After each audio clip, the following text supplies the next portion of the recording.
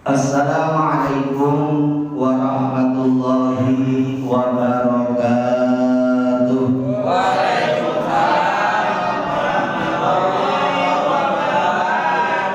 Bismillahirrahmanirrahim. Alhamdulillahi rabbil alamin. Wassalatu wassalamu ala asrafil anbiya'i wal mursalin wa ala alihi wa ashabihi ajmain.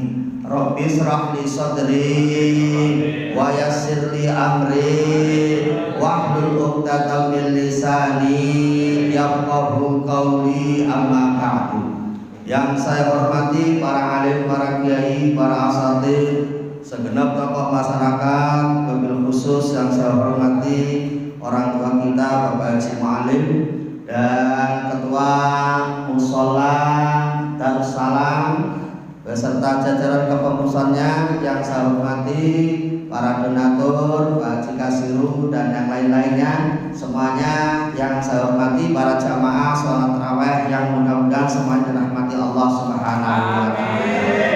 Alhamdulillah, pada malam hari ini kita bisa melaksanakan sholat tarawih yang ke berapa? Malam 13. Kata Rasul dalam sebuah hadisnya, Ja'a yaumal qiyamati aminan min kulli sa'in. Jadi dikatakan dalam sebuah hadis, wabil lailati salisata asyarata Ja'a yaumal qiyamati aminan min kulli su'in. Artinya, orang yang mau sholat tarawih pada malam yang ke-13 ini, besok dari kiamat mereka akan datang dengan keadaan aman dari segala macam kejelekan-kejelekan atau kejahatan-kejahatan. Amin ya rabbal. Nah, maka kalau nggak tarawih rugi apa tidak? Rugi. Ya, kalau nggak tarawih rugi berat, rugi banget. Karena setiap malam pahala yang dikasihkan kepada orang sholat tarawih itu sangat banyak sekali. Termasuk malam ini kita mendapat kemudahan bahwa besok dari kiamat kita akan datang dengan keadaan aman dari segala macam kejahatan.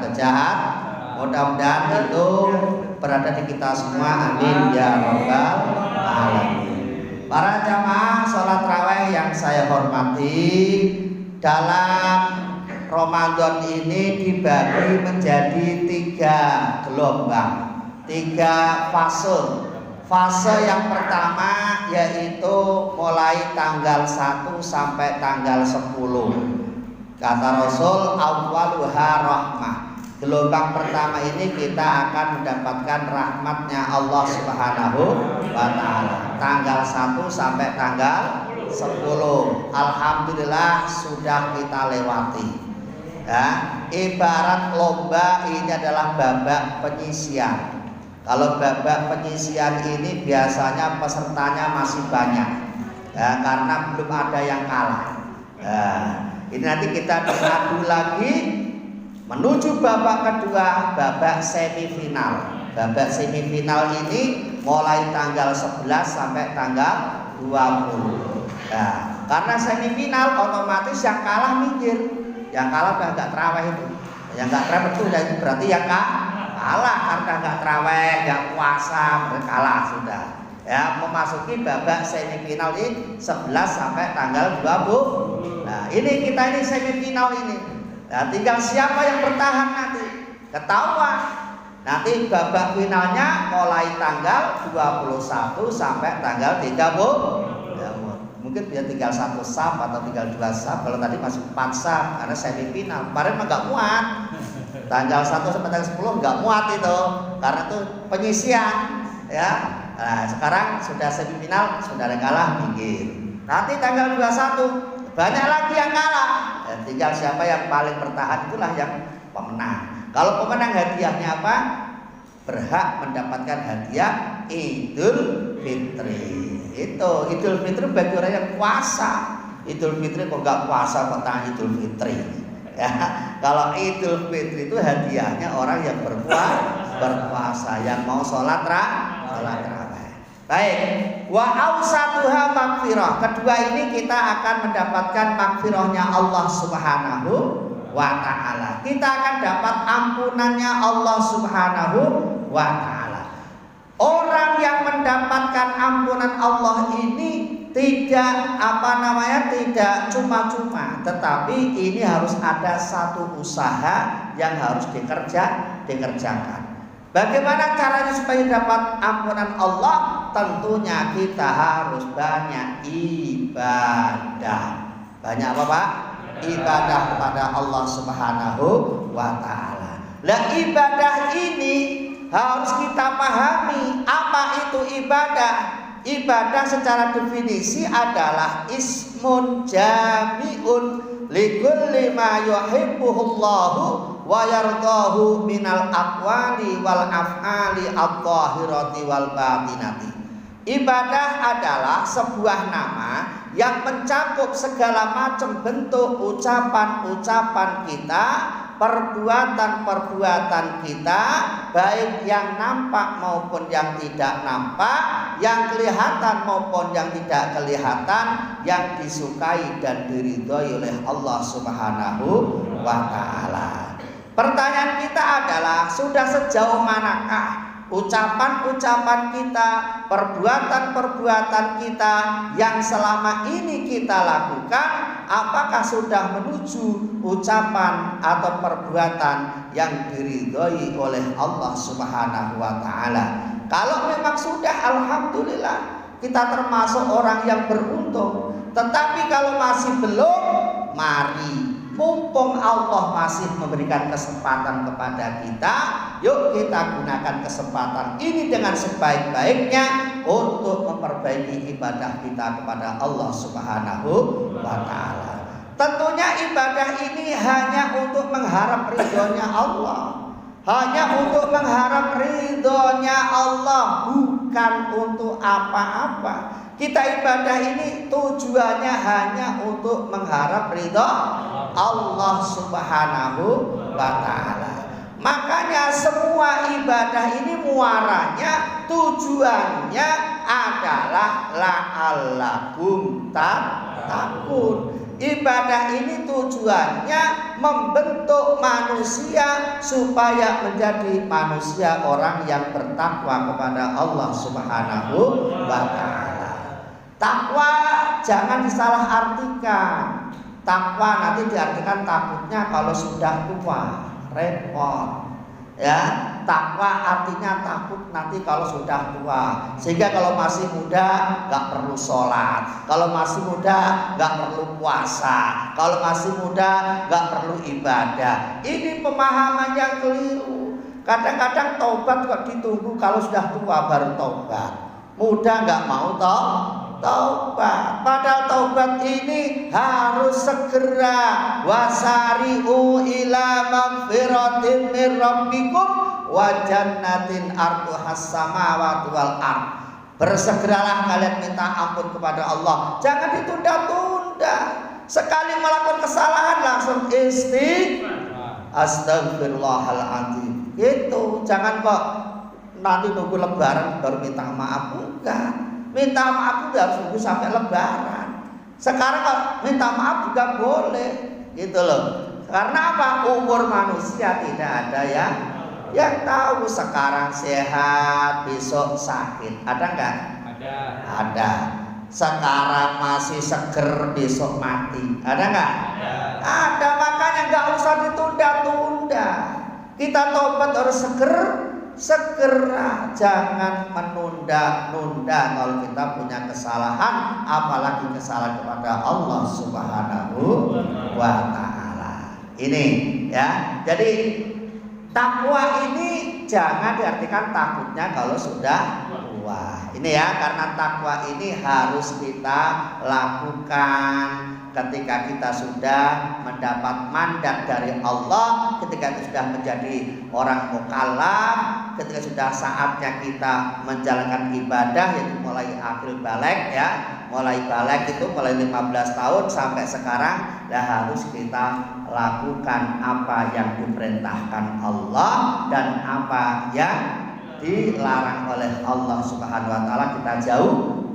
Jadi menjalankan perintahnya, menjauhi larangannya. Ini tujuan ibadah. Tujuan ibadah itu. Nah, orang itu kan gak lepas namanya ucapan, gak lepas namanya perbuatan. Karena orang hidup itu ya berucap, ya berbuat. Kalau sudah tidak bisa berucap, gak bisa berbuat, namanya sudah tidak alias mati. Makanya orang yang disuruh beribadah ini orang yang masih bisa berucap, orang masih bisa berbuat. Kalau sudah tidak bisa berucap, bisa berbuat, nggak usah ibadah karena sudah tidak hidup. Kan gitu. Makanya puasa ini juga la'allakum tattaqun. Puasa ini termasuk ibadah yang harus kita kerjakan. Tujuannya jelas, la'allakum tattaqun. Siapa orang yang bertakwa itu dikatakan dalam Al-Quran, tanda-tanda orang yang bertakwa ada 3. Yang pertama adalah alladzina yunfikuna fis-sarra'i wad-dharra. Yang pertama adalah orang yang mau menginfakkan sebagian hartanya, baik dalam keadaan lapang maupun dalam keadaan sempit, baik dalam keadaan senang maupun dalam keadaan susah, baik dalam keadaan punya maupun dalam keadaan tidak punya, baik dalam keadaan sehat maupun dalam keadaan sakit. Ini jadi fisarra'i wad-dharra itu maknanya banyak. Ya, maknanya ini harus kita pahami. Ya, orang yang bertakwa ini adalah orang yang mau menginfakkan sebagian hartanya. Apalagi Ramadan begini ini, pahalanya sangat banyak sekali, Pak. Ya, kalau Bapak tadi ini ngasih kotak yang amal tadi itu plot 5.000, 10.000, kalau dihitung pahalanya malam ini banyak sekali. Ya, karena pahalanya dilipat gandakan sampai 700 kali lipat. Kalau 5.000 kali 700 berapa? Ya, udah banyak itu. Ya, itu baru semalam. Kalau 30 malam, berapa pahalanya? Banyak. Makanya itu tadi itu kotak amal itu, kalau saya artikan kotak amal itu adalah itu jelmaan surga. Surga menghampiri sampean semua. Ya, surga menghampiri sampean. Assalamualaikum, hai hamba Allah yang ahli ibadah yang beriman. Silakan kau masuk ke dalam sini. Kamu nanti akan enak masuk dalam sini. Dihampirin surga, kitanya nggak tahu, lewat. Kotaknya nggak mau ngisi. Kalau nggak ngisi berarti sampean ya lewat itu surganya. Makanya kalau tahu begini, wah pasti mulai besok nggak bakalan lupa itu. Ya, barangkali ini yang bisa menjadikan kita masuk surga. Jangan dianggap 2.000-nya, 5.000-nya, jangan dianggap dinilai itunya, tapi keikhlasan hati Bapak ini bagi sampai sejauh mana Bapak Ibu berinfak sedekah didasari dengan hati yang ikhlas. Itu kalau ikhlas insya Allah. Ya, makanya usahakan kalau sholat tarawih jangan gratisan. Kalau gratisan rugi sebenarnya. Kenapa? Karena dikalikan 700 kali lipat tadi. Kalau nggak Ramadan nggak ada begini nih. Adanya hanya di bulan Ramadan. Kalau nggak Ramadan nggak ada. Ini. Nah, dari keterangan itu alladzina yunfikuna fis-sarra'i wad-dharra, ini kita bisa memahami infak ini dibagi 2.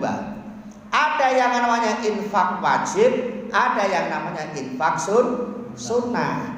Infak wajib namanya zakat. Infak sunnah namanya sedekah. Infak wajib ini ada 2. Zakat ada 2. Ada zakat fitrah, ada zakat mal. Zakat fitrah tujuannya untuk membersihkan jiwa. Zakat mal tujuannya untuk membersihkan harta benda. Jadi ini sudah ada tujuannya masing-masing. Lah, zakat fitrah ini dilakukan di bulan Ramadan seperti ini. Ya, waktunya nanti akhir Ramadan.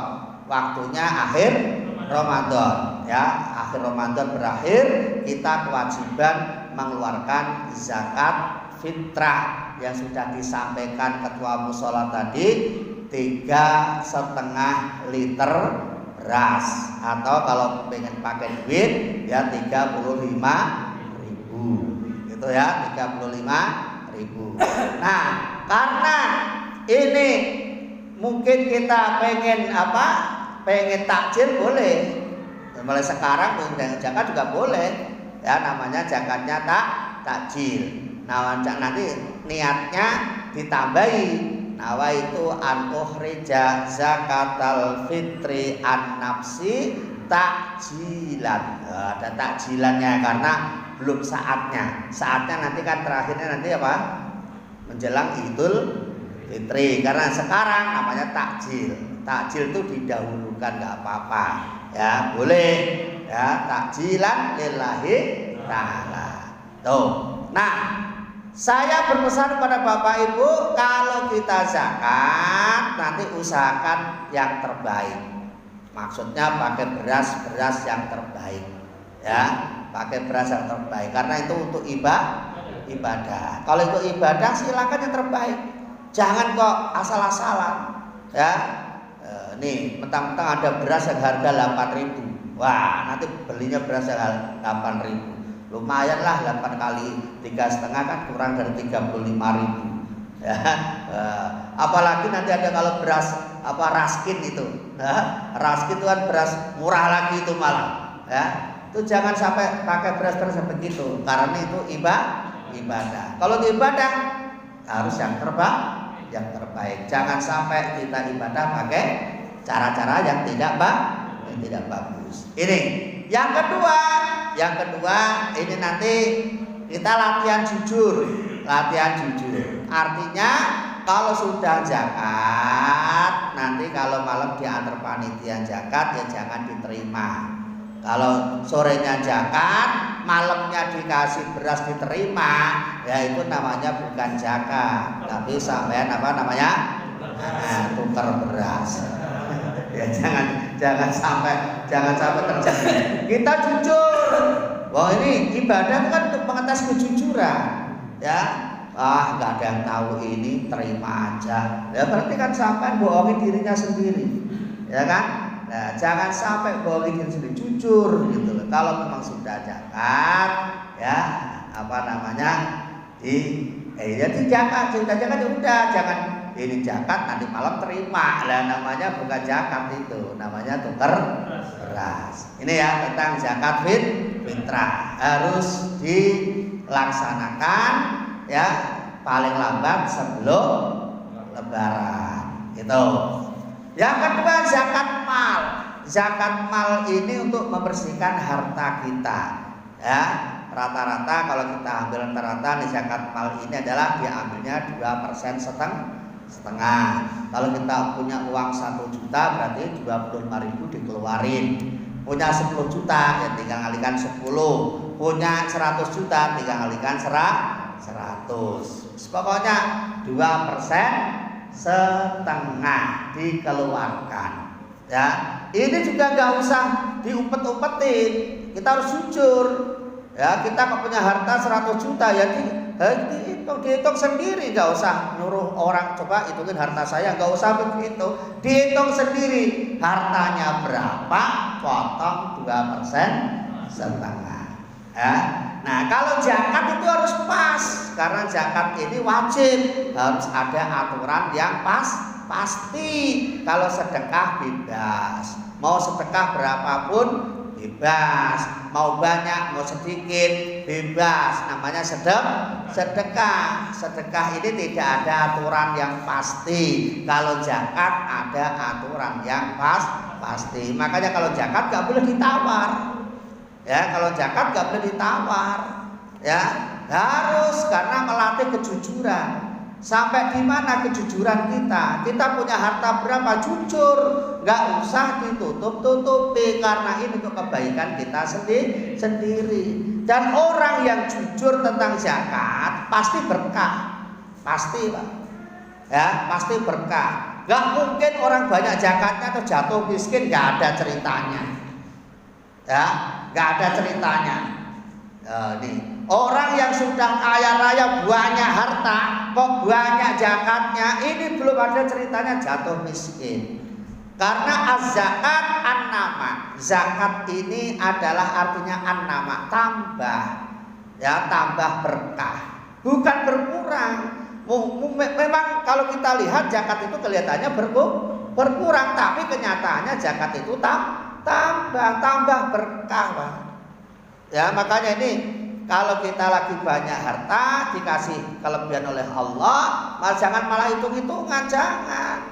Zakat keluarin, sedekah keluarin, infak keluarin. Insya Allah bukan tambah miskin, tapi malah tambah berkah. Ini bisa sampai lihat di siapapun orangnya, ya bisa sampai lihat. Orang yang rajin sedekah, rajin zakat, pasti hartanya akan bertambah berkah, bukan berkurang, bukan. Ini ya, makanya zakat mal, zakat fitrah, infak, sedekah ini supaya dibudayakan dalam diri kita. Seorang muslim dilarang pelit. Orang mukmin muslim tidak boleh pelit, harus punya jiwa sosial yang tinggi, saling membantu, saling menolong. Masalah sedekah dia sesuai dengan kemampuannya. Yang mampunya sedekah dengan harta, silakan sedekah dengan harta. Nggak punya harta, punyanya ilmu, silakan sedekah dengan ilmunya. Nggak punya ilmu, nggak punya harta, punyanya tenaga, silakan sedekah dengan tenaganya. Ngepel musola, mau sholat raweh, nyiapin sejadah untuk imamnya, apa aja nama sedekah tenaga, nyapu, ngepel, sedekah tenaga, ya. Enggak kok malah dikatain orang kok kerjaannya tukang nyapu masjid itu kerjaan yang paling hina. Enggak, yang merbuat masjid, merbuat musola itu kerjaan yang paling mulia. Karena apa? Karena menyiapin tempat yang suci untuk orang sholat, ini ganjarannya double.